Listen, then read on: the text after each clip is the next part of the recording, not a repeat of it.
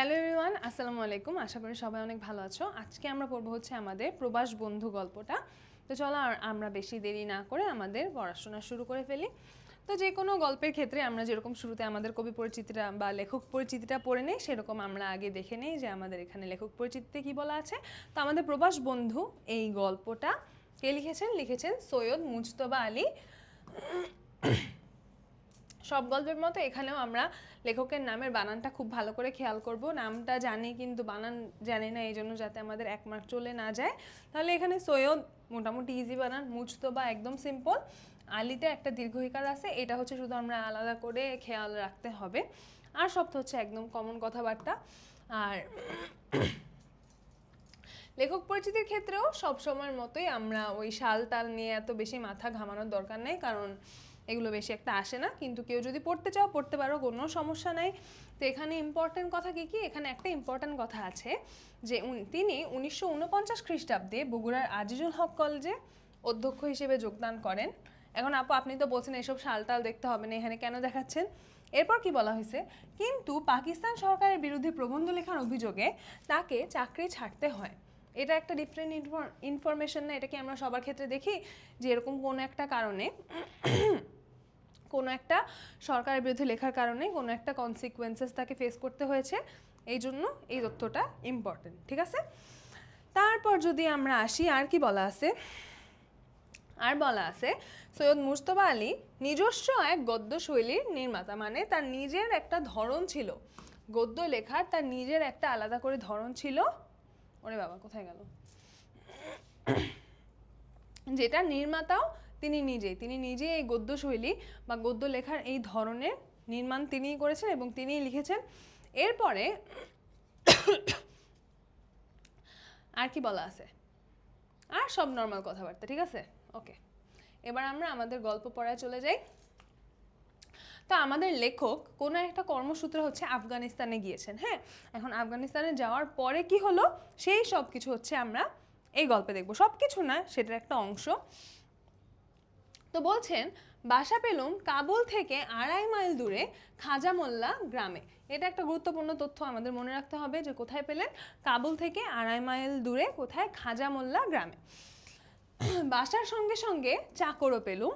এই যে চাকরের কথা বলা হচ্ছে, তিনি কিন্তু এই গল্পের মোটামুটি মেইন ক্যারেক্টার, যে হচ্ছে কিনা আব্দুর রহমান, যেটা আমরা সামনে দেখবো। ওকে, অধ্যক্ষ জিরার জাতে ফরাসি। তাহলে এখানে আরেকটা চরিত্রের কথা বলা হচ্ছে যার নাম হচ্ছে অধ্যক্ষ জিরার, এবং তিনি হচ্ছেন জাতে ফরাসি বা ফ্রান্সের লোক।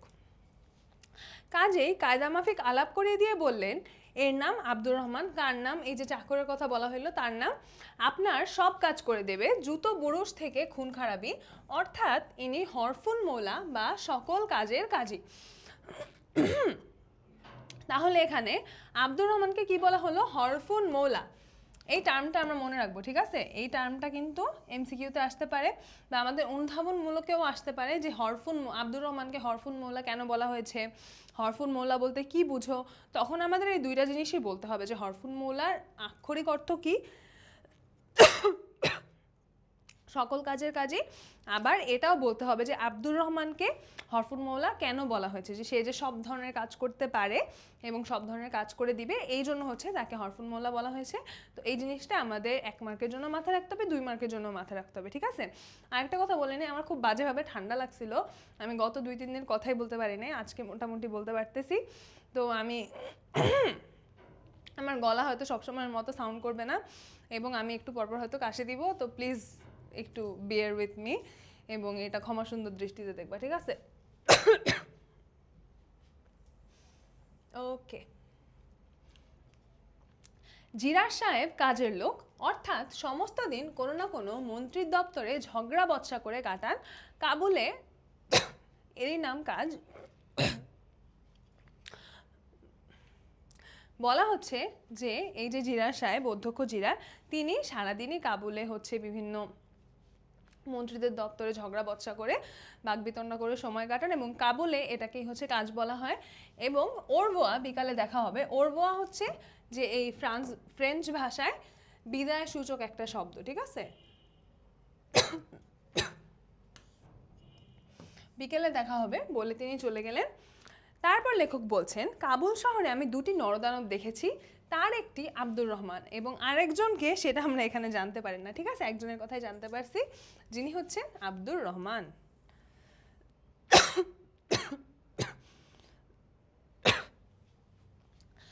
পরে ফিতে দিয়ে মেপে দেখেছিলাম 6 ফুট 4 ইঞ্চি। এখানে কিসের কথা বলা হচ্ছে? এখানে আব্দুর রহমানের হাইটের কথা বলা হচ্ছে, যে আব্দুর রহমান হচ্ছে 6 ফুট 4 ইঞ্চি লম্বা।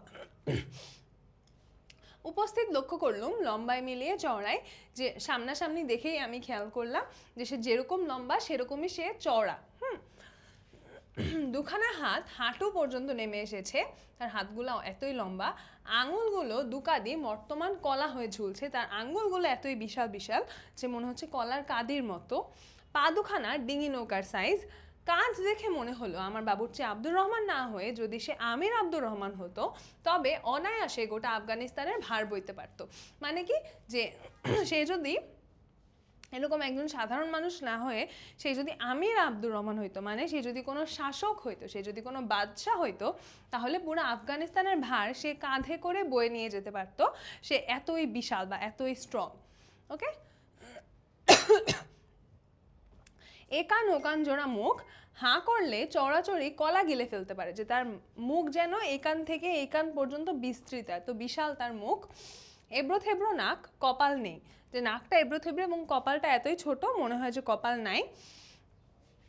পাগড়ি থাকায় মাথার আকার প্রকার ঠাহর হলো না, মানে পাগড়ি পরা ছিল জন্য তার মাথার আকার বুঝতে পারলাম না, তবে আন্দাজ করলাম বেবি সাইজের হ্যাটও কান অবধি পৌঁছাবে। এবার নিচে যাই। রং ফর্সা, তবে শীতে গ্রীষ্মে চামড়া চিরে ফেরে গিয়ে আফগানিস্তানের রিলিফ ম্যাপে চেহারা ধরেছে। দুই গাল কে যেন থাবড়া মেরে লাল করে দিয়েছে। কিন্তু কার এমন বুকের পাটা, রোজও তো মাখবার কথা নয়। তো এখানে হচ্ছে মোটামুটি আব্দুর রহমানের অ্যাপিয়ারেন্স, যে সে দেখতে কেমন, দেখতে অনেক বিশাল, নাক কেমন, চোখ কেমন, হাত কেমন, পা কেমন, সব কিছু নিয়ে বলা আছে। তারপর তার পোশাক নিয়ে বলা আছে।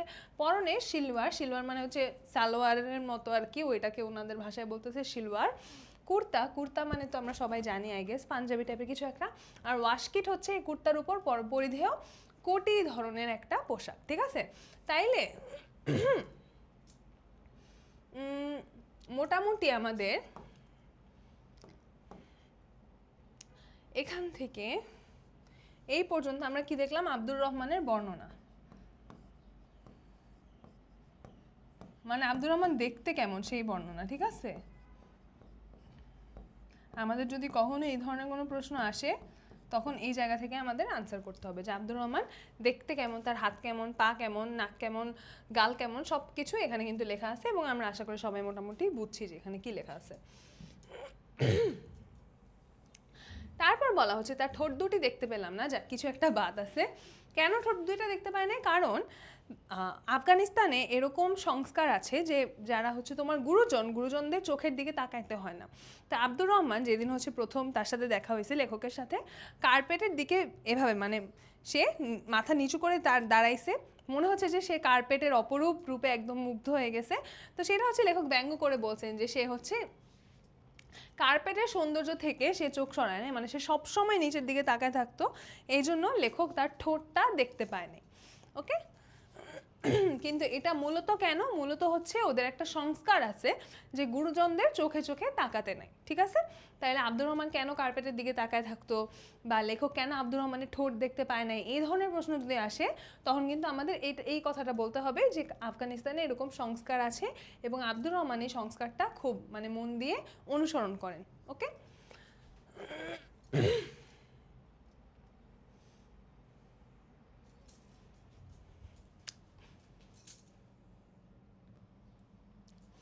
ওকে, এরপর বলা হচ্ছে যে তবে তার নয়নে ভাবের খেলা গোপনে দেখেছি, যে তার যে এক্সপ্রেশন, তার চোখের মধ্যে যেসব অনুভূতি লেখক দেখতে পাচ্ছেন সেসবের কথা বলা হয়েছে।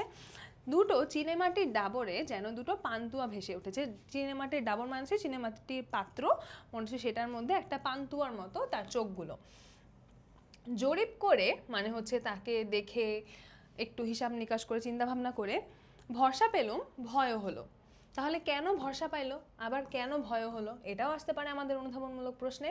কেন এই লোকটা ভীমসেনের মতো রান্না তো করবেই, মানে অনেকগুলো রান্না করবে, বিপদে আপদে ভীমসেনেরই মতো আমার মুশকিল আসান হয়ে থাকবে। কিন্তু প্রশ্ন এটা হচ্ছে কেন ভয় হইলো সেটা। এ যদি কোনোদিন বিগড়ে যায় তবে, মানে তখন তো লেখক তো আর একে গিয়ে মোকাবিলা করতে পারবে না, না এর তো ধৈরা মাইট দেওয়া সম্ভব না। রহমানকে জিজ্ঞেস করলো পূর্বে কোথায় কাজ করেছো?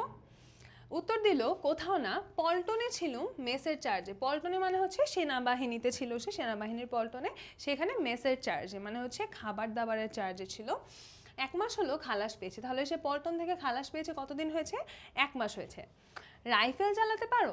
একগাল হাসলো। এই একগাল হাসির মানে কি? মানে মনে করো তুমি আমাকে জিজ্ঞাসা করলা যে আপু আপনি কি ক থেকে চন্দ্রবিন্দু পর্যন্ত পারেন, আমি তো কি তখন বলবো হ্যাঁ পারি?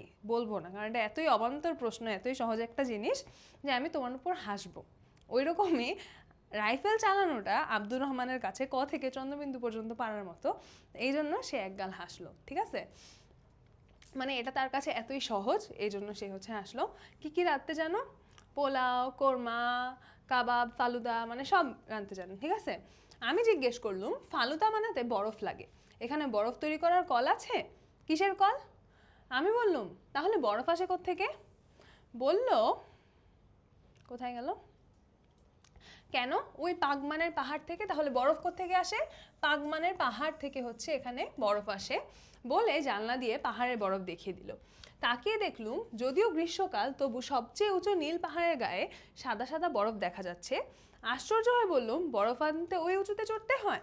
তো তারপরে হচ্ছে আব্দুর রহমান বললো যে বরফ আনার সিস্টেমটা কি? বরফ আনার সিস্টেম হচ্ছে উঁচুতে চড়তে হয় না, বরং হচ্ছে শীতকাল যখন থাকে তখনই পাহাড়ের নিচের দিকে বড় বড় গর্ত করে বরফ একদম ভরে রাখা হয়, এবং যখন গরমের সময় আসে তখন ওগুলো খুঁড়ে খুঁড়ে সেই বরফগুলো তুলে গাধা দিয়ে বোঝাই করে নিয়ে আসা হয়। এবং তোমরা যদি ভেবে থাকো যে ওই বরফ কি গলে যায় না, না ওই বরফ গলে যায় না। হ্যাঁ, ওই বরফ যেহেতু অনেক পরিমাণে বরফ এবং ওইটার বাইরেও হচ্ছে মানে ঢাকনা দিয়ে রাখা হয়, তো ওই বাইরের তাপটা ভিতরে ঢুকতে পারে না, এমনভাবেই ওইটাকে কাভার করে রাখা হয় যাতে বরফটা না গলে। বুঝলুম খবর টবরও রাখে। বললুম তা আমার হাঁড়ি কুড়ি বাসন কোসন তো কিছু নেই, বাজার থেকে সব কিছু কিনে নিয়ে এসো। রাত্রিরে রান্না আর বোধহয় আজ হয়ে উঠবে না, কাল দুপুরে রান্না করো, সকালবেলা চা দিও। তারপর আব্দুর রহমান কি করলো? তারপর আব্দুর রহমান হচ্ছে টাকা নিয়ে চলে গেল। তারপর লেখক হচ্ছে কাবুলে গেলেন। হ্যাঁ, বেলা থাকতে তিনি কাবুলে রওনা দিলেন। কাবুল যাইতে 2.5 মাইল রাস্তা, এটা তো আমরা আগেই দেখছি। মৃদু মধুর ঠান্ডায় গড়িয়ে গড়িয়ে পৌঁছবো। পথে দেখি এক পর্বত প্রমাণ বোঝা নিয়ে আব্দুর রহমান ফিরে আসছে। মানে তিনি যাইতে যাইতেই দেখতেছে যে আব্দুর রহমান হচ্ছে ফিরে আসতেছে। জিজ্ঞেস করলুম এত বোঝা বইবার কি দরকার ছিল? একটা মুটে ভাড়া করলেই তো হতো। মুটে মানে কি? মুটে মানে হচ্ছে একজন কুলি, যে হচ্ছে তাকে এই ভারটা বহন করতে হেল্প করবে। যা বললো তার অর্থ এই, সে যে মোট বইতে পারে না সে মোট কাবুলে বইতে যাবে কে? যে আব্দুর রহমান এই কথা বলতেছে যে সে যদি একটা কিছু বহন করতে না পারে তাইলে সেটা আর কাবুলে কে বহন করবে? তারপর লেখক বললেন তো তুমি আরেকজনকে ভাড়া করে তাকে হাফ দিয়ে তুমি হাফ নিতা, বা তাকে কিছুটা দিয়ে তুমি বাকিটা নিতা। তারপর আব্দুর রহমান মানে বেশি একটা পাত্তা দেয় নাই, যে সে হচ্ছে এইসব ভাবেও নাই, আর মানে তার ভাবার দরকারও হয় না এরকম। তারপরে আমরা এগিয়ে যাই।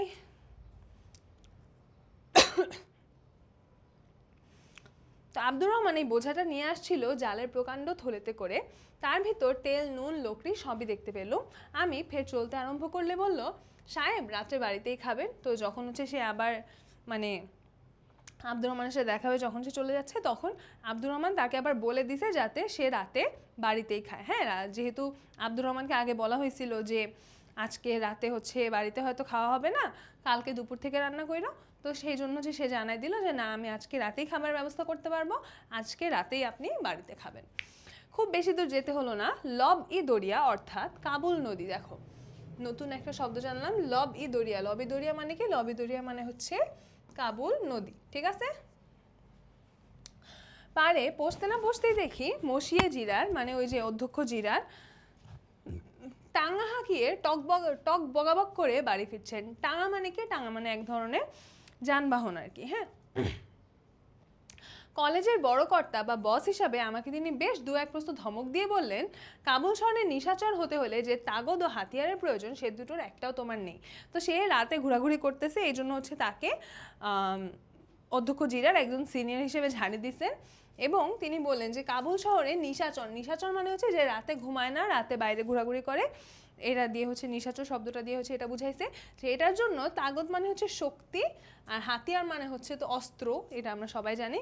তো যেই শক্তি বা অস্ত্রের দরকার তোমার কাছে কোনোটাই নাই, মানে তোমার সেই ক্যাপাবিলিটি নাই এখানে রাতের বেলা ঘোরাঘুরি করার মতো, তো খালি খালি চেষ্টা করো না এবং সেফ থাকো, বাড়িতে থাকো। বসকে খুশি করবার জন্য যার ঘটে ফন্দি ফিকিরের অভাব, মানে বসকে খুশি করার জন্য যার মাথায় হচ্ছে অত বুদ্ধি নাই, অত ফন্দি ফিকির নাই, তার পক্ষে কোম্পানির কাজ হচ্ছে তর্ক না করা। তাহলে তার কাজ হচ্ছে সে তর্ক করবে না, সে বস যা বলছে সেটা এসে মেনে নিবে, তাইলে তো আর কথা বাড়ে না, তাই না? বিশেষ করে যখন বসের উত্তমার্ধ মানে হচ্ছে বসের আদার হাফ, বেটার হাফ, মানে বসের স্ত্রী, তারই পাশে বসে ওই সার্টেন মা এবিদামা, অর্থাৎ এই যে এই কথাগুলোর মানে কি, এই কথাগুলোর মানে হচ্ছে অতি অবশ্য, সার্টেনলি, এভিডেন্টলি, মানে তার ওয়াইফ তার পাশে বসে সে লেখককে যা যা বলতেছে, ঝাড়ি দিতেছে, ধমক দিতেছে, সব কিছুর সাথে অ্যাগ্রি করতেছে। হ্যাঁ, ইংল্যান্ডে মাত্র একবার ভিক্টোরিয়া আলবার্ট আতাত হয়েছিল, শুনতে পাই ফ্রান্সে নাকি নিত্যি নিত্যি ঘরে ঘরে। এই একটা লাইন, এটা হচ্ছে আমি যখন স্টুডেন্ট ছিলাম আমি বুঝতাম না, আমি জাস্ট এমনি অ্যাভয়েড করে গেছি যে কি আর হবে এখান থেকে, কি কোশ্চেন, সব কোশ্চেন কি এখান থেকে আসবে নাকি, না পারলে না পারবো। এটার মানে হচ্ছে অ্যাগেন এখান থেকে প্রশ্ন তেমন একটা আসে না, জাস্ট বুঝে রাখার জন্য বুঝে রাখি যে ইংল্যান্ডে এই রানী ভিক্টোরিয়া আর হচ্ছে যে অ্যালবার্টের কথা বলা হইতেছে, এই রানী ভিক্টোরিয়া আর অ্যালবার্টের এরকম একটা অবস্থা ছিল যে তাদের মধ্যে প্রেম ছিল, ঠিক আছে, মানে এবং তাদের যে সোসাইটাল স্ট্যাটাস সেটা ম্যাচ করতো না, এবং তাদের আশেপাশে যে সমাজ পরিবেশ, রাজ্য, রাষ্ট্র সব কিছুই এটা তাদের এই সম্পর্কের বিরুদ্ধে ছিল, কিন্তু তারা হচ্ছে তাদের এই সম্পর্কটা বজায় রাখছে এবং শেষমেশ গিয়ে তারা হচ্ছে বিয়েও করে। তো তাদের এই যে আতাত বা তাদের কি বলবো ডিল মতো যেটা হয়েছে একজন আরেকজনের সাথে, এই আতাত ইংল্যান্ডে একবার হয়েছে আমাদের জানা মতে, কিন্তু ফ্রান্সে এইরকম আতাত বা নারী পুরুষের মধ্যে মানে তাদের কি বলবো যে তাদের এই প্রেম ভালোবাসা এই টাইপের কথা বুঝাইছে আর কি, যে এইটা নিত্যি নিত্যি ঘরে ঘরে। তো যেরকম আমরা দেখতে পাচ্ছি যে অধ্যক্ষ জিরার আর তার ওয়াইফের মধ্যে একদম সুন্দর সম্পর্ক, তার ওয়াইফ অ্যাগ্রি করতেছে সে যা বলতেছে সব কিছুর সাথে। তো এই জন্য লেখকের পক্ষে সেফ কি, লেখকের পক্ষে সেফ এক্সিট হচ্ছে চুপ করে এখান থেকে চলে যাওয়া।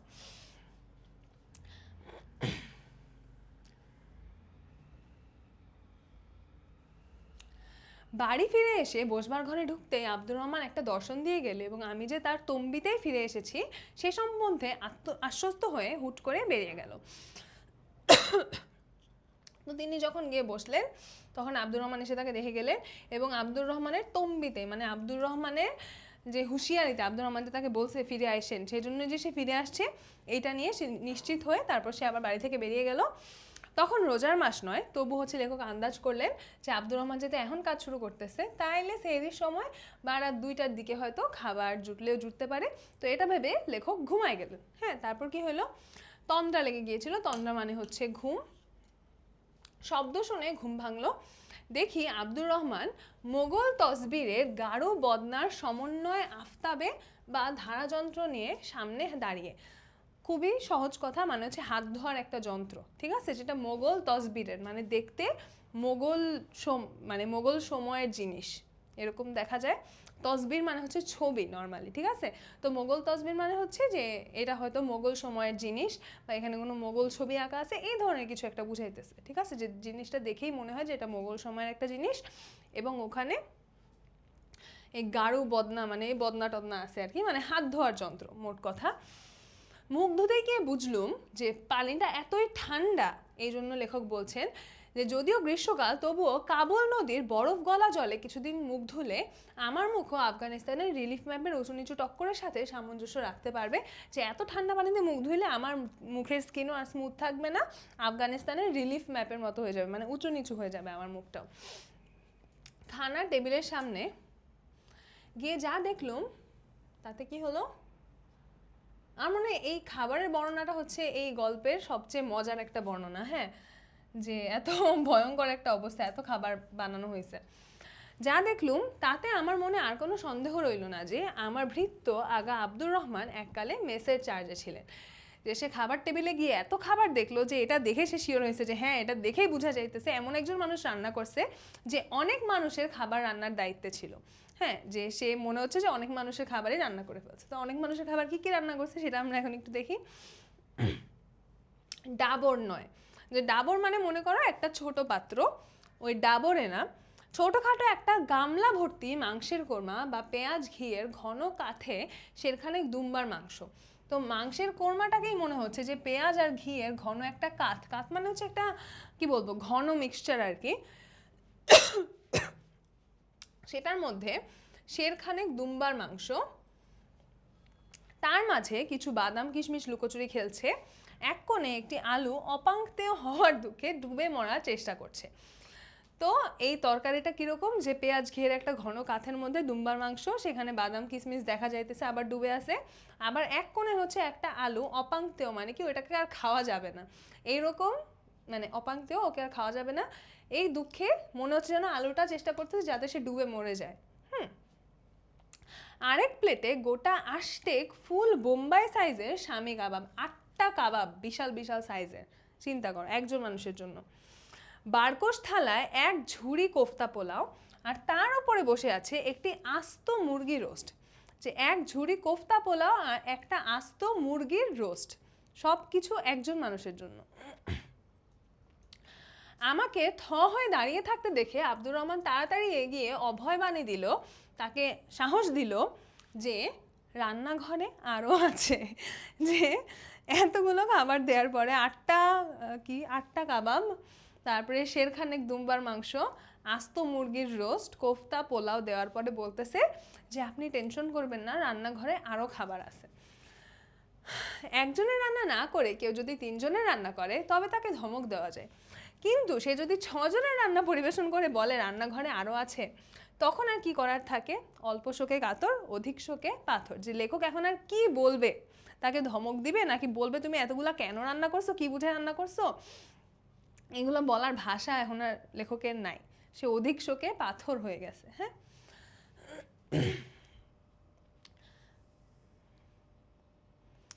রান্না ভালো, আমার ক্ষুধাও ছিল, কাজে গড়পড়তা বাঙালির চেয়ে কিছু কম খায়নি। তার উপর অদ্য রজনী প্রথম রজনী, অদ্য রজনী মানে হচ্ছে এই রাত, অদ্য মানে হচ্ছে এই, রজনী মানে হচ্ছে রাত, এই রাত হচ্ছে এখানকার প্রথম রাত। এবং আব্দুর রহমানও ডাক্তারি কলেজের ছাত্র যেরকম তন্ময় হয়ে মরা কাটা দেখে, মানে ডাক্তারি কলেজের ছাত্র যেরকম একদম খুবই মনোযোগের সাথে লাশ কাটাটা দেখে, পর্যবেক্ষণ করে, সেই রকম আমার খাওয়ার রকম বহর, মানে কি যে কতখানি মানে কীরকমভাবে খাচ্ছে, খাওয়ার রকম আর খাওয়ার বহর, বহর মানে হচ্ছে পরিধি, যে কত বেশি খাচ্ছে, ঠিক আছে, খাওয়ার ধরন কীরকমভাবে খাচ্ছে এবং কত বেশি খাচ্ছে, দুই তার ডাবর চোখ ভরে দেখে নিচ্ছিল যে তিনি অনেকগুলা খাইছেন। কেন খাইছেন? কারণ তার অনেক খিদা লাগছিল, রান্নাও ভালো হয়েছিল, এবং এটা হচ্ছে তার প্রথম রাত এখানে, এবং আব্দুর রহমানও খুব মনোযোগ দিয়ে দেখতেছিল। 4টা কারণ পাইলাম, এই 4টা কারণে তিনি খুব ভালো মতোই খাইছিলেন। তো লেখক মোটামুটি যা খাইছেন তাতেই হচ্ছে তিনি তার খাবার দাবার শেষ ধরে নিছেন। তো তিনি খাবার দাবার শেষ করে আব্দুর রহমানকে বলছেন যে ব্যাস উৎকৃষ্ট রেখেছে আব্দুর রহমান, যে তোমার রান্না খুব ভালো হয়েছে। উৎকৃষ্ট মানে হচ্ছে খুব ভালো। হ্যাঁ, আব্দুর রহমান অন্তর্ধান, অন্তর্ধান মানে হচ্ছে কোনো জায়গা থেকে অদৃশ্য হয়ে যাওয়া। তো আব্দুর রহমান সেই রুমটা থেকে, খাবারের রুম থেকে চলে গেলেন। তো কেন চলে গেলেন? ফিরে এলো হাতে এক থালা ফালুদা নিয়ে। আমি সবিনয়ে জানালাম যে আমি মিষ্টি পছন্দ করি না। তো সে গেল, গিয়ে ফালুদা নিয়ে আসছে, কারণ লেখক ফালুদা নিয়ে কথা বলছিলেন, তো সে মনে করছে যে লেখক ফালুদা খাবে। তো তারপর লেখক বললেন যে না, আমি তো মিষ্টি পছন্দ করি না। আব্দুর রহমান পুনরপি অন্তর্ধান, পুনরপি মানে কি? পুনরপি মানে হচ্ছে পুনরায় বা আবার, ঠিক আছে, তাহলে পুনরপি মানে হচ্ছে আবার। আবার ফিরে এলো এক ডাবর নিয়ে, পেঁজা বরফের গুঁড়োয় ভর্তি। আমি বোকা বনে জিজ্ঞাসা করলাম এ আবার কি? আরও একটা ডাবর বা পাত্র নিয়ে আসছে, যেটা হচ্ছে আবার বরফের গুঁড়াতে ভর্তি। তো লেখক জিজ্ঞাসা করলেন যে এটা কি জিনিস? আব্দুর রহমান উপরের বরফ সরিয়ে দেখালো, নিচে আঙুর, মুখে বলল বাগেবালার বরফি আঙুর। বাগেবালা হচ্ছে জায়গার নাম, এবং সেখানকার বরফি আঙুর, যেটা বরফ দিয়ে খাওয়া হয়, তামাম আফগানিস্তানে মশহুর। তামাম মানে হচ্ছে গোটা, সমগ্র আফগানিস্তানে মশহুর মানে কি ফেমাস বা বিখ্যাত। যে এই বাগেবালার বরফি আঙুরটা পুরো আফগানিস্তানে একদম বিখ্যাত। বলেই একখানা সসারে কিছু বরফ আর গোটা কয়েক আঙুর নিয়ে বসলো, যে একটা পাত্রে সে কিছু বরফ এবং গোটা কয়েক আঙুর নিয়ে বসলো। আমি আঙুর খাচ্ছি, ও ততক্ষণে এক একটা করে হাতে নিয়ে সেই বরফের টুকরোয় ঘুরিয়ে ফিরিয়ে অতি সন্তর্পণে ঘষে, মানে বরফের সাথে সে আঙুর ঘষতেছে।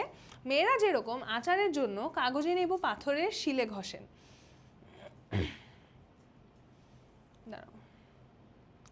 বুঝলাম যে, কি বুঝলেন? বরফ ঢাকা থাকা সত্ত্বেও আঙুর যথেষ্ট হিম হয়নি, মানে যথেষ্ট ঠান্ডা হয়নি বলে এই মোলায়েম কায়দা। ওদিকে তালু আর জিভের মাঝখানে একটা আঙুরে চাপ দিতে আমার ব্রহ্মরন্ধ্র পর্যন্ত ঝিনঝিন করে উঠছে। যে এই আঙুর নিয়ে যখন তিনি মুখে দিচ্ছেন এবং তার জিভ এবং তালু, তালু মানে কি জিভের উপরের পার্ট, তোমরা বাংলা সেকেন্ড পেপার বাকযন্ত্রের ক্লাস করলে এটা বুঝার কথা।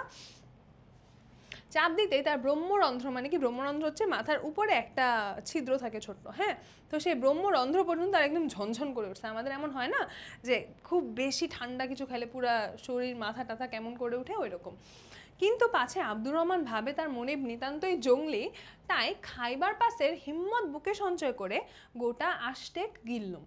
তো আব্দুর রহমান যদি হচ্ছে তাকে জাজ করে, ভাবে যে তার মনিব হচ্ছে জঙ্গলি। মনিব মানে বুঝতে পারছো, মনিব মানে হচ্ছে যে এরকম ঊর্ধ্বতন যে থাকে বা মালিক, মনিব বলতে মালিক বুঝায় মোটামুটি।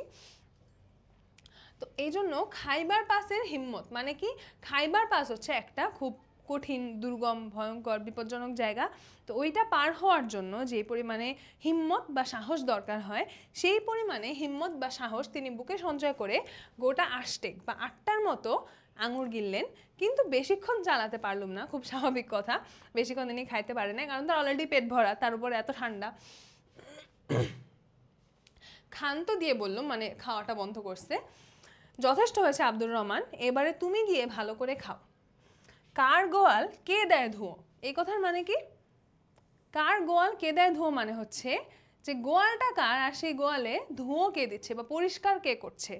মানে কি, মানে যেটা হচ্ছে সে যে কাজ তোমার করার কথা সেই কাজ নিয়ে তোমার মাথা ব্যথা নাই, হ্যাঁ তোমার মাথা ব্যথা নাই, সেটা আমি তোমাকে বলতেছি, কিন্তু তুমি আমার কথায় কোনো বার্তা দিচ্ছ না। মানে মনে করো ওই যে বলে না যে যার বিয়ে তার খবর নাই, পাড়াপড়শির ঘুম নাই, অনেকটা ওই ধরনের একটা প্রবাদ হচ্ছে এটা। তো এটা কোন কথার ক্ষেত্রে বলা হয়েছে? এই যে তিনি যে বললেন যে আব্দুর রহমানকে যে তুমি গিয়ে ভালো করে খাও, ওই জন্য বলা হয়েছে যে আব্দুর রহমান তো এখনো নিজের খাওয়ার কোনো চিন্তা নাই তার মাথায়। আব্দুর রহমান কি করলেন, এবার এলেন চায়ের সাজ সরঞ্জাম নিয়ে, যে আব্দুর রহমান তাকে খাওয়াইতেই ব্যস্ত। তো কার গোয়াল কে দেয় ধুয়ো বলতে এটাই বোঝানো হইতেছে যে আব্দুর রহমানের নিজের খাওয়া নিয়ে কোনো মাথা ব্যথা নাই, কিন্তু লেখক হচ্ছে আব্দুর রহমানকে খাইতে বললেন, কিন্তু যেটা আব্দুর রহমান কোনো পাত্তাও দেয় নাই, এই জন্য হচ্ছে এই কথাটা বলা হয়েছে যে কার গোয়াল কে দেয় ধুয়ো। হ্যাঁ, এটা কিন্তু আমাদের অনুধাবনমূলক প্রশ্নে আসতে পারে, এই জন্য এটা আমরা একটু বুঝে রাখবো। এবার চা, চা কীরকম? চা হচ্ছে কাবুলি সবুজ রঙের চা, পেয়ালায় ঢাললে অতি ফিকে হলদে রং দেখা যায়। সে চায়ে দুধ দেওয়া হয় না, প্রথম পেয়ালায় চিনি দেওয়া হয়, দ্বিতীয় পেয়ালায় তাও না, তারপর ওই রকম এভাবে করে কাবুলিরা 6 পেয়ালা খায়, কিন্তু পেয়ালাগুলো হচ্ছে সাইজে খুব ছোট, অনেকটা কফির পাত্রের মতো। চা খাওয়া শেষ হলে আব্দুর রহমান আবার 10 মিনিটের জন্য বেরিয়ে গেল, এবার না জানি কি আনবে। ভাবলাম এই বেলা দরজা বন্ধ করে দিই, না হলে আবার হয়তো কিছু একটা নিয়ে আসবে। আস্ত উটের রোস্টটা হয়তো দিতে ভুলে গিয়েছে, হইতেই পারে একটা আস্ত উটের রোস্ট হয়তো করছে, যেটা সে এখনো দিতে পারে নাই। আমার ভয়েস আমার নিজের কাছে আজকে তো বাজে শোনাইতেছে, খুবই সরি। তো ততক্ষণে আব্দুর রহমান আবার চলে আসলেন, এবার এক হাতে থলে ভর্তি বাদাম আর আখরোট। ঠিক আছে, এটা কয় কোর্স মিল? ফার্স্টে খাবার দিছে, এরপরে ফালুদা দিছে, এরপরে আঙুর দিছে, এরপরে চা দিছে, এখন আনছে বাদাম আর আখরোট। মারাত্মক অবস্থা। অন্য হাতে হাতুড়ি, ধীরে সুস্থে ঘরের এক কোণে পা মুড়ে বসে বাদাম আখরোটের খোসা ছাড়াতে লাগলো। এক মুঠো আমার কাছে নিয়ে এসে দাঁড়ালো, মাথা নিচু করে বলল, আমার রান্না হুজুরের পছন্দ হয়নি। ওরে বাবা রে, কিভাবে তাকে খুশি করবে? আব্দুর রহমানকে খুশি করার কোনো উপায় আছে? তারপরে, কে বললো পছন্দ হয়নি? তবে ভালো করে খেলেন না কেন? আমি বিরক্ত হয়ে বললুম, কি আশ্চর্য, তোমার বপুটার সঙ্গে আমার তনুটা মিলিয়ে দেখো দেখিনি। তার থেকে আন্দাজ করতে পারো না আমার পক্ষে কি পরিমাণ খাওয়া সম্ভব? বপু মানে হচ্ছে এই যে তার বিশাল দেহ, ওটাকে বলা হচ্ছে বপু, আর লেখকের ক্ষুদ্র দেহ সেটাকে বলা হচ্ছে তনু। ঠিক আছে, তাহলে এটা দেখে তুমি একটু চিন্তা করো যে আমার পক্ষে কতটুকু খাওয়া সম্ভব, আমি কি তোমার মতো খাইতে পারবো? আমি তো তোমার মতো খাইতে পারবো না। আব্দুর রহমান তর্কাতর্কি না করে ফের সেই কোণে গিয়ে আখরোট বাদামের খোসা ছাড়াতে লাগলো।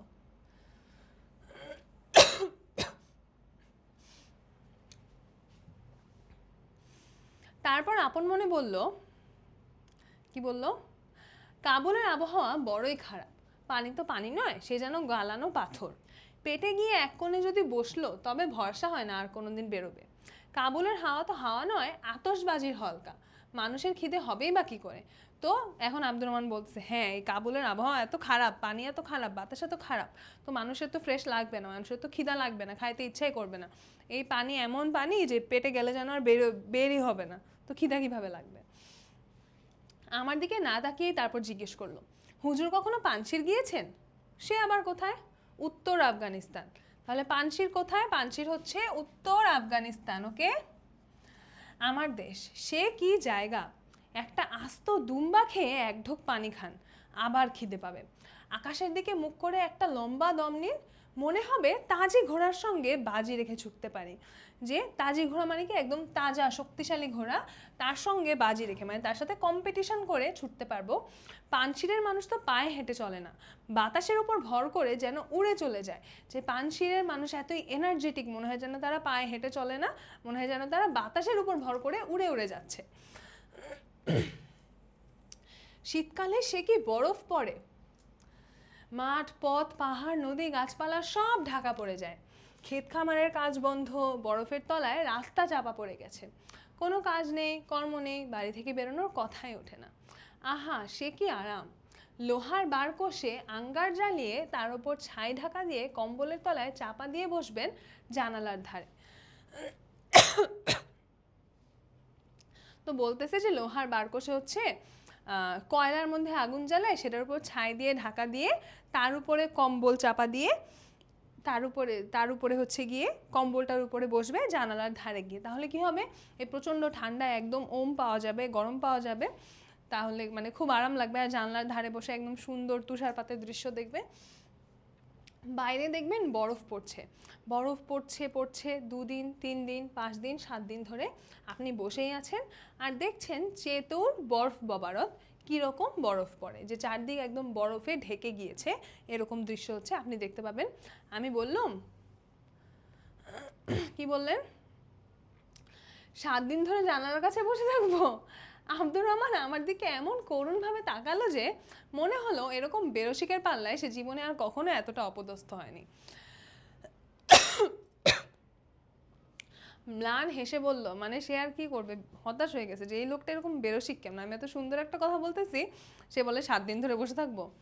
তো সে এরকম একটা ম্লানভাবে একটা হাসি দিয়ে বলল, একবার আসুন জানালার পাশে বসুন, দেখুন, পছন্দ না হয় আব্দুর রহমানের গরদান তো আছে, মানে 100% মানি ব্যাক গ্যারান্টি, যদি আপনার পছন্দ না হয় আপনি আমার গরদান নিয়ে নেবেন।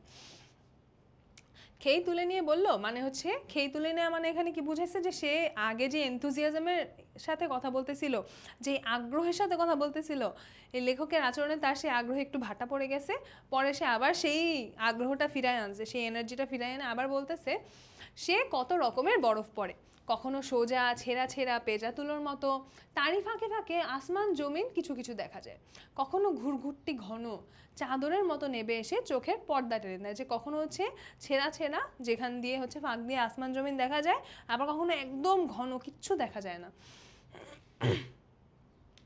কখনো বয় জোর বাতাস প্রচণ্ড ঝড়, বরফের পাজে যেন সে বাতাস ডাল গলাবার চরকি চালিয়ে দিয়েছে, বরফের গুঁড়ো ডাইনে বায়ে উপর নিচে এলোপাথারি ছুটোছুটি লাগায়, হু হু করে কখনো একমুখে হয়ে তাজি ঘোড়াকে হার মানিয়ে ছুটে চলে। তো মানে এই বরফের বর্ণনা দিচ্ছে আর কি, কীরকমভাবে আসে কীরকমভাবে পড়ে। কখনো সব ঘুটঘুটে অন্ধকার, শুধু শুনতে পাবেন শো, তার সঙ্গে আবার মাঝে মাঝে যেন দারুল আমানের ইঞ্জিনের সিটির শব্দ। তাহলে কিসের সিটির শব্দ? দারুল আমানের ইঞ্জিনের সিটির শব্দ। এটা কিন্তু এমসিকিউতে আসতে পারে। সেই ঝড়ে ধরা পড়লে লোক রক্ষে নেই, কোথা থেকে কোথায় উড়িয়ে নিয়ে চলে যাবে? না হয় বেহুশ হয়ে পড়ে যাবেন বরফের বিছানায়, তারই উপর জমে উঠবে 6 হাত উঁচু বরফের কম্বল, গাদা গাদা পাজা পাজা। কিন্তু তখন সে বরফের পাজা সত্যিকারের কম্বলের মতো ওম দেয়। তার তলায় মানুষকে দুদিন পরেও জ্যান্ত পাওয়া গিয়েছে।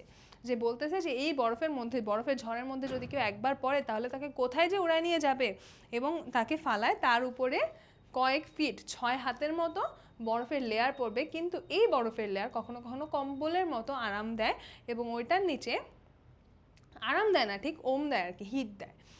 এবং ওইটার নিচে মানুষকে 2 দিন পরেও জ্যান্ত পাওয়া গিয়েছে, এই রকম ইতিহাসও আছে। তারপর কি হলো? তারপর একদিন সকালে ঘুম ভাঙলে দেখবেন বরফ পড়া বন্ধ হয়ে গিয়েছে। সূর্য উঠেছে, সাদা বরফের উপর সে রোশনির দিকে চোখ মেলে তাকানো যায় না। যে এই বরফের উপর যখন সূর্যের আলো পড়ে রিফ্লেক্ট করে, তখন সেটার দিকে যেন আর চোখ মেলে তাকানো যায় না। কাবুলের বাজারে কালো চশমা পাওয়া যায়, তাই পরে তখন বেড়াতে বেরোবেন। যে হাওয়া দম নিয়ে বুকে ভরবেন তাতে এক রত্তি ধুলো নেই, বালু নেই, ময়লা নেই।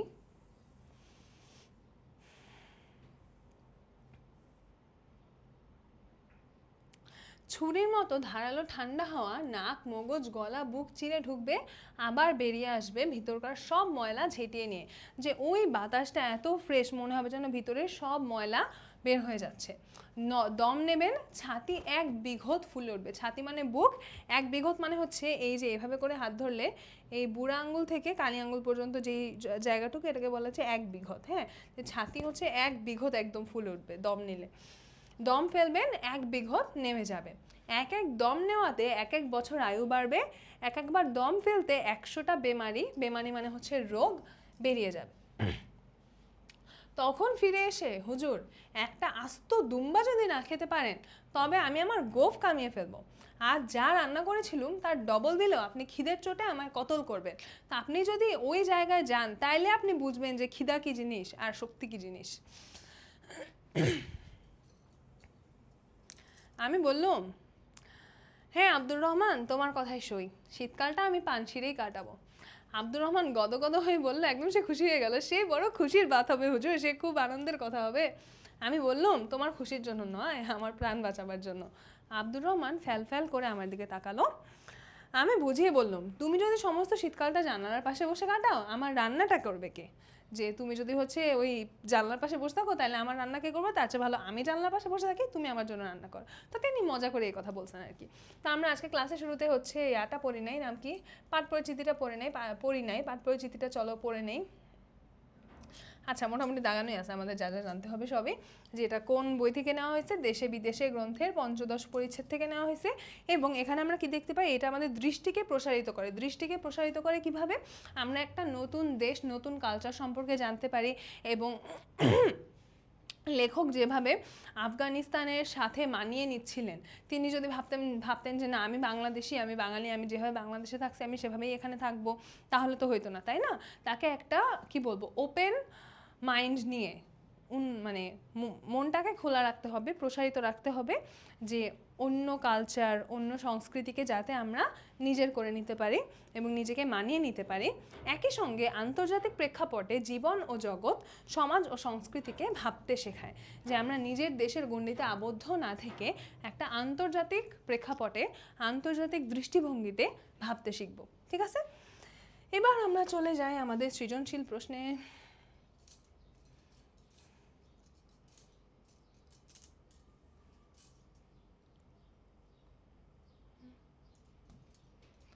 ওকে। ভবঘুরের ভাবতরঙ্গে আমিও যেন ভাসছি, সেই পাহাড়ের ওপর কোনো এক ছোট ঘরে বসছি। যে যিনি এইটা লিখেছেন তিনি হচ্ছে চিন্তা করছেন যে ভাবতরঙ্গে ভাসছেন, কি ভাবছেন তিনি ভাবতরঙ্গে ভেসে? সেই পাহাড়ের ওপর যেন কোনো এক ছোট ঘরে তিনি বসছেন, রাতের ও দিনের সব মুহূর্ত মনে স্মরণ করছি, সেই পাহাড়ে আমি যেন এখনো ঘুরে ফিরছি। তো এই উদ্দীপকের যিনি লেখক তিনি কোনো একটা পাহাড়ের কথা স্মরণ করছেন। আচ্ছা, আজান দিচ্ছে।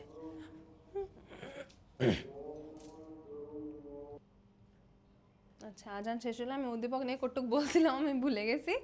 তো মূল কথা হচ্ছে যে এখানে যিনি লেখক, এই লেখক হচ্ছে এই সেই কোনো একটা পাহাড়ের কথা বলছেন, যেই পাহাড়ের কথা তিনি স্মরণ করছেন, যে তিনি এখনও কল্পনা করছেন যে তিনি এখন ওই পাহাড়েই আছেন, ওই পাহাড়ের উপর ছোট একটা ঘরে তিনি বসছেন, সেই পাহাড়ে তিনি ঘুরে ফিরছেন এবং সেখানে তিনি তার দিনের রাতে যত স্মৃতি ছিল, যত মুহূর্ত ছিল, সেগুলো তিনি মনে করছেন। তাহলে আমরা গ নাম্বারে যদি দেখি, উদ্দীপকের প্রবাসবন্ধু গল্পে আব্দুর রহমানের চেতনার কোন দিকটি প্রতিফলিত হয়েছে? কোন দিকটা বলো তোমরা, একটু বলো, 3 সেকেন্ড সময়, 1 2 3। তার যে জন্মভূমি পানশিরকে যে তিনি স্মরণ করছেন, বা তার যে দেশপ্রেমের দিকটা, এই দিকটা এখানে আমরা দেখতে পাচ্ছি ফুটে উঠতেছে। উদ্দীপকের বিষয়বস্তু প্রবাসবন্ধু গল্পের সমগ্রতাকে ধারণ করতে অক্ষম। অবশ্যই সমগ্রতাকে ধারণ করতে অক্ষম। কেন? কারণ এখানে শুধু এই একটা দেশপ্রেমের দিকটা ফুটে উঠতেছে। প্রবাস বন্ধুতে আমরা কি কি দেখতে পাই?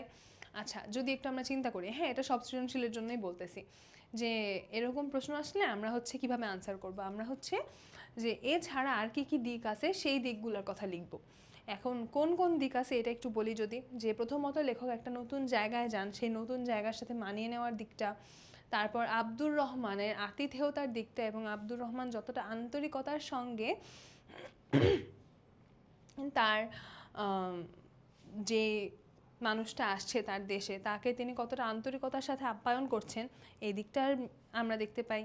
তারপর হচ্ছে এত আন্তরিকতা, এত আপ্যায়ন সত্ত্বেও যে লেখকের মানিয়ে নিতে কিছুটা সমস্যা হচ্ছে, যে তিনি রাতের বেলা বের হয়ে অধ্যক্ষ জিরারের ঝাড়ি খেয়ে বাড়ি আসলেন, তারপরে আব্দুর রহমান তার জন্য যা রান্না করলেন তিনি সেগুলো ঠিক করে খেতে পারছেন না, এই যে আমরা আরও কিছু দিক দেখতে পাই। হ্যাঁ, তো এই দিকগুলো কিন্তু একই রকম ইম্পর্টেন্ট। তাহলে আমাদের বলতে হবে যে না, সমগ্রতাকে ধারণ করছে না। কেন? কারণ আরও এই দিকগুলো আমরা দেখতে পাই। ওকে,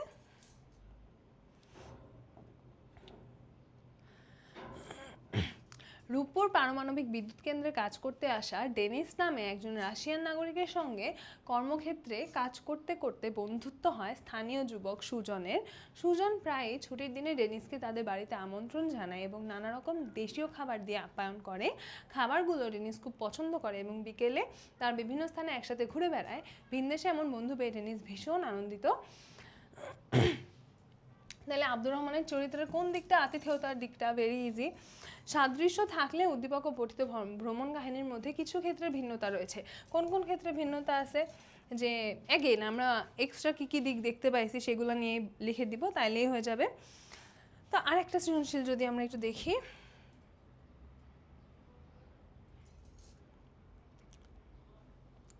নদী ভাঙনে বাড়ি ভেঙে গেলে সপরিবারে চলে আসেন জলিল মিয়া। একটি বেসরকারি অফিসে পিয়নের কাজ নেন। কাজের পাশাপাশি কর্মকর্তাদের যে কোনো ব্যক্তিগত কাজ সানন্দে করে দেন, তাই সবাই তার কাজে ভীষণ খুশি। অবসরে জলিল মিয়া গ্রামের কথা ভাবেন, সেই সবুজ গাছে ঢাকা, পাখির কলকাকলিতে মুখর নদী তীরে সেই শ্যামল গ্রামে ফিরে যেতে তার প্রবল ইচ্ছা করে। আচ্ছা, জলিল মিয়ার গ্রামার প্রবাসবন্ধু রচনায় বর্ণিত পাঁচটির মধ্যে তুলনা করো। তাহলে তুলনা করতে হইলে আমাদের এখানে গ্রামের স্পেসিফিক বৈশিষ্ট্য কী কী আছে? সবুজ গাছে ঢাকা, তারপরে হচ্ছে পাখির কলকাকলিতে মুখর, নদী তীরের শ্যামল গ্রাম। হ্যাঁ, এই জিনিসগুলোর উপর এলাবোরেট করে একটা প্যারা আমরা লিখবো যে এখানের গ্রামটা কীরকম আর পানশির কীরকম। এটা নিয়ে কিন্তু আব্দুর রহমান বিরাট বর্ণনা দিছে। ওই বর্ণনাটা আমাদের মাথায় রাখতে হবে যাতে আমরা এই কোয়েশ্চেনটার আনসার করতে পারি। এটা কিন্তু বোর্ডের কোশ্চেন। তো বইয়ের মধ্যে কী কী আছে এগুলো কিন্তু আমাদের ভালো করে একটু মনে রাখতে হবে, লাইন বাই লাইন মুখস্থ না হলেও বেশ কয়েকবার পড়ে, যাতে কি কন্টেন্ট আছে সেটা আমাদের ভালো করে মাথায় ঢুকে। ওকে, উদ্দীপকের জলিল মিয়া প্রবাসবন্ধু রচনার আব্দুর রহমানের প্রতিনিধিত্ব করে কি? সম্পূর্ণ প্রতিনিধিত্ব কিন্তু করে না, কারণ আব্দুর রহমানের চরিত্রের অনেক বড় একটা পার্ট ছিল আব্দুর রহমান দেখতে কীরকম সেটা আমরা এখানে দেখতে পাইনি। তারপরে আব্দুর রহমানের কাজের মধ্যে কি বলবো, যে একটু মানে বেশি বেশি করার ব্যাপারটা ছিল, যে যতটুকু প্রয়োজন নাই, যেই খাবারটা রান্না করার প্রয়োজন নেই সে সেটাও করতেছে। তারপরে তার কি জানি বলে, জন্মভূমি নিয়ে আব্দুর রহমানের মধ্যে যেই বিশাল প্যাশন আমরা দেখতে পাইছি, যেভাবে বলতেছিল পানশিরের কথা, এখানে কিন্তু অত শক্তিশালীভাবেও বলা হয়নি। হ্যাঁ, তাইলে সম্পূর্ণ প্রতিনিধিত্ব কিন্তু করতেছে না, এরকম কিছু কিছু পার্থক্য কিন্তু আছে। রাইট, এবার আমরা চলে যাই আমাদের এমসিকিউতে।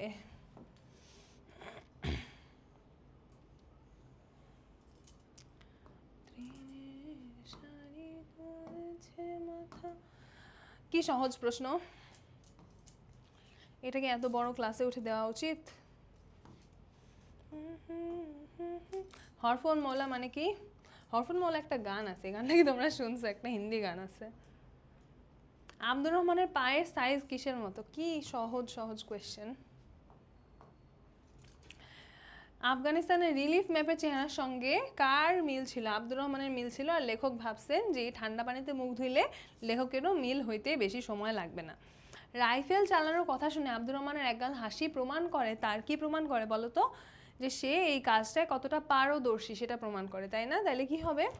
আন্তরিকতা নো, বুদ্ধিমত্তা নো, সাহসিকতা নো, সাবলীলতা, মানে এই কাজটা তার জন্য কতটা ইজি, সে এই কাজটায় কতটা ইজি বা কতটা সাবলীল। তারপরে যাই, হায় হায় আমার চুড়ি আমার মাইকের ম্যাগনেটে আটকায় গেছে। ওকে, নেক্সট। আব্দুর রহমান তাড়াতাড়ি এসে অভয়বাণী দিল। এ বাক্যে আব্দুর রহমান কিসের অভয়বাণী দিল? যে চিন্তা করবেন না, আরও খাবার আছে, চিন্তার কোনো কারণ নাই। ওকে, লেখকের মতে আব্দুর রহমান কয়জনের খাবার রান্না করেছিল মনে আছে? বলছে যে কেউ যদি একজনের জায়গায় 3 জনের খাবার রান্না করে তাও তার একটা ঝাড়ি মারা যায়। কেউ যদি 6 জনের খাবার রান্না করে এবং বলে যে রান্নাঘরে আরও আছে, তখন তো আসলে তাকে আর কিছু বলা যায় না। লেখক অধিক শোকে পাথর হওয়ার কারণ কি? খাবারের আধিক্য। আচ্ছা, এখান থেকে না আমি যেটা দেখছি, অন্যান্য চ্যাপ্টারের তুলনায় এই চ্যাপ্টার থেকে এমসিকিউ একটু কম আসে এবং তুলনামূলক সহজ আসে, ঠিক আছে? তো এটা নিয়ে টেনশন বেশি করো না, প্র্যাকটিস করো, তাইলেই হবে। প্রবাস বন্ধু ভ্রমণ কাহিনীতে দুম্বার মাংসের গামলায় কোনটিকে লেখকের চোখে অপাংতেয় মনে হয়েছে? মনে আছে কি হয়েছিল? যে একটা আলু অপাংতেয় হওয়ার দুঃখে ডুবে মরার চেষ্টা করছিল। নট জাস্ট আমার ম্যাগনেট লাগছে, খুলে চলে আসছে, এরকম ভাবছি আমার চুড়ি এমন অদ্ভুত লাগতেছে কেন। ওকে, তামাম আফগানিস্তান কিসে মশহুর? বাগেবালার বরফি আঙুলে মশহুর, তাই না? কাবুলি চায়ের রং কেমন? কাবুলি চায়ের রং ছিল হচ্ছে সবুজ, আর কাপে ঢাললে হচ্ছে ফিকে হলদে রঙের দেখা যায়। দেখছো আমার যে পড়ে পড়ে মুখস্থ হয়ে গেছে সব। তোমরাও কিন্তু একটু পড়তে থাকলে মুখস্থ হয়ে যাবে, এটা কিন্তু মানে কষ্ট করে মুখস্থ করার কিছু নাই, পড়তে থাকলে এমনি মাথায় ঢুকে যাবে। ওকে, প্রবাস বন্ধু গল্পের লেখক কোন খাবারটি ফিরিয়ে দিয়েছিলেন? ফালুদা ফিরিয়ে দিয়েছিলেন এবং বলেছিলেন যে আই ডোন্ট লাইক মিষ্টি। চা খাওয়া শেষ করে আব্দুর রহমান কত মিনিটের জন্য বেরিয়ে গেল? 10 মিনিটের জন্য বেরিয়ে গিয়েছিল। তোমরা একটু বইয়ে গিয়ে রিভিশন দিয়ে আসো, ঠিক আছে? আব্দুর রহমানের বিবেচনায় পৃথিবীর শ্রেষ্ঠ স্থান কোনটি? এটা তো আর মানে বলার অপেক্ষাই রাখে না। লেখক শীতকালটা পানশিরে কাটাতে চেয়েছিলেন কেন? প্রাণ বাঁচানোর জন্য। একবার দম ফেললে 100টা বেমারি বেরিয়ে যাবে, এ কথা দ্বারা প্রবাস বন্ধু ভ্রমণ কাহিনীতে কি বোঝানো হয়েছে? বোঝানো হয়েছে ওখানকার হাওয়া এতটাই স্বাস্থ্যকর হাওয়া বোঝানো হয়েছে, তাই না? বেমারি মানে কি? রোগ। নির্মল প্রকৃতি, দাঁড়াও তো, এটা তো এইটাই হওয়ার কথা, স্বাস্থ্যকর হাওয়াই হওয়ার কথা। আচ্ছা, বইয়েও দেখার কিছু নাই, এটাই বলছে না যে এক একটা দম নেবেন মনে হচ্ছে আয়ু বেড়ে যাবে, দম ফেলবেন মনে হবে যে বেমানি বেরিয়ে যাচ্ছে। তাইলে কি হবে? স্বাস্থ্যকর হাওয়া দেখেই তো হবে, তাই না? এটা নিয়ে কি পাক পরিচিতিতে অন্য কিছু বলা আছে? দাঁড়াও, যদি পাক পরিচিতিতে বলা থাকে তাইলে একমাত্র আনসার চেঞ্জ হবে। আফগানিস্তানবাসীর আংশিক অভিজ্ঞতার পরিচয় আছে খাজামুল্লা নামক গ্রামে। ওকে, ফাইন। সরলতা, স্বদেশপ্রেম, আতিথি পরায়ণতা, রান্না, পরিবেশন, খাবারের মধ্যে আফগানিস্তানের বিচিত্র সুস্বাদু খাদ্যবস্তুর পরিচয়, প্রস্তরভূমি, বরফ শীতল জলবায়ু। কি যে বলতেছি না, এটা হচ্ছে স্বাস্থ্যকর হাওয়াই হওয়ার কথা। ওকে ওকে, নেক্সট। একমুখে হয়ে তাজি ঘোড়াকে হার মানিয়ে ছুটে চলে, প্রবাস বন্ধু রচনায় এই উক্তিতে কোনটিকে বোঝানো হয়েছে? কে হচ্ছে তাজি ঘোড়াকে হার মানিয়ে ছুটে চলে বলো তো? বরফের কথা যখন বলছিলেন তখন বলছিলেন এই কথা যে বরফ হচ্ছে যখন ওই অনেক বাতাস আসে তখন তাজি ঘোড়াকে হার মানিয়ে ছুটে চলে, তাই না? ওকে, নেক্সট। সে বড় খুশির বাত হবে হুজুর। কি খুশির বাত হবে? যদি লেখক শীতকালটা পানশিরেই কাটান, খুবই খুশির বাত হবে। চিনির রসে ভেজানো ঘিয়ে ভাজা রসগোল্লা জাতীয় মিষ্টিকে কি বলে? এটা কোথায় আছে ভাই? এটা মনে হয় শব্দার্থতে আছে, তাই না? চল তো একটু খুঁজে দেখি। এই যে মিল গেয়া। তোমরা কিন্তু এসব প্রশ্ন দেখে বলবা না এগুলো বইয়ে নাই, দেখছো বইয়ে কিন্তু সুন্দর করে দেওয়া আছে। আর শব্দার্থগুলো কিন্তু তোমরা অবশ্যই ভালো করে পড়বা। আমি পড়ি নাই কারণ আমার পরীক্ষায় আসবে না, আর এখানে বোঝানোর কিছু নাই, নিজেরই পড়তে হবে। তো তোমরা কিন্তু শব্দার্থগুলো পড়ে নেবা। এবং আমাদের আনসার ইজ পান্তুয়া। এখানে পান্থুয়া আছে, স্পেলিংটা একটু ভুল আছে, পান্তুয়া হবে, ঠিক আছে? ওকে, নেক্সট। প্রবাস বন্ধু গল্পটি সৈয়দ মুজতবা আলীর কোন গ্রন্থ থেকে নেওয়া হয়েছে? বলো। দেশে বিদেশে। ওকে। আব্দুর রহমানের অতিথি পরায়ণতায় লেখকের ধৈর্যচ্যুতি ঘটেছে, কিন্তু তাকে মুগ্ধ করেছে যে গুণ, সেটা কি? সেটা হচ্ছে তার সরলতা।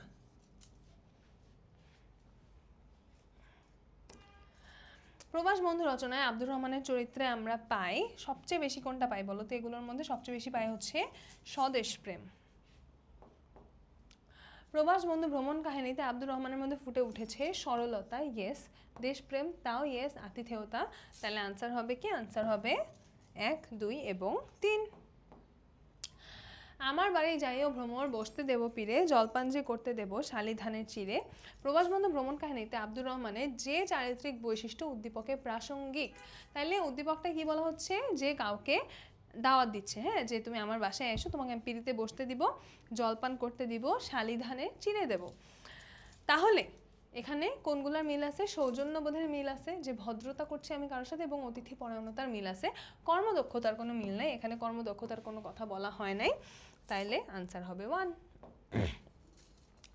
বৃদ্ধ মায়ের দেখভালের দায়িত্ব দিয়েছিল কাজের মেয়ের ওপর, বাসা ফাঁকা পেয়ে বৃদ্ধার উপর নির্যাতন করে বাসার মূল্যবান জিনিসপত্র নিয়ে পালিয়ে যায় কাজের মেয়েটি।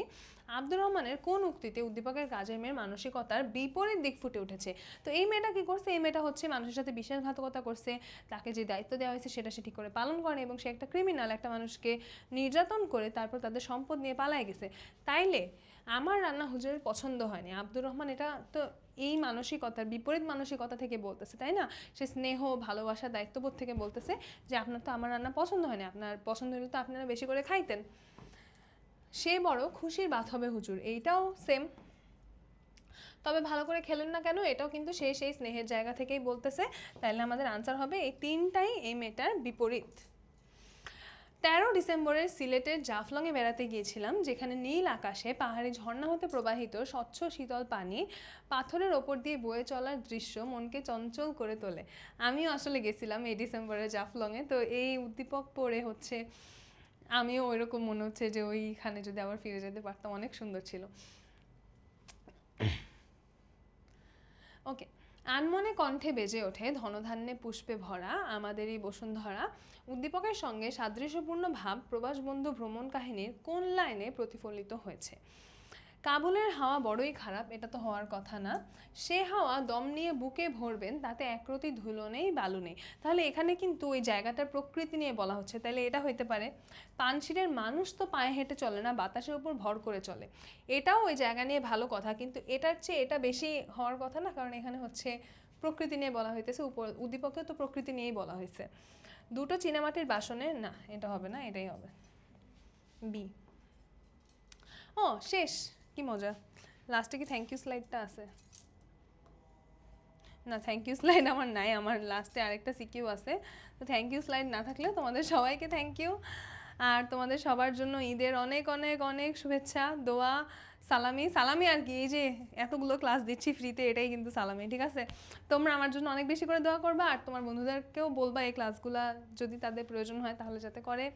আর সবাই হচ্ছে ভালো থাকবা, সুস্থ থাকবা, ভালো করে পড়াশোনা করবা, ভালো মতো ঈদ করো, সবাইকে ঈদ মোবারক, টাটা।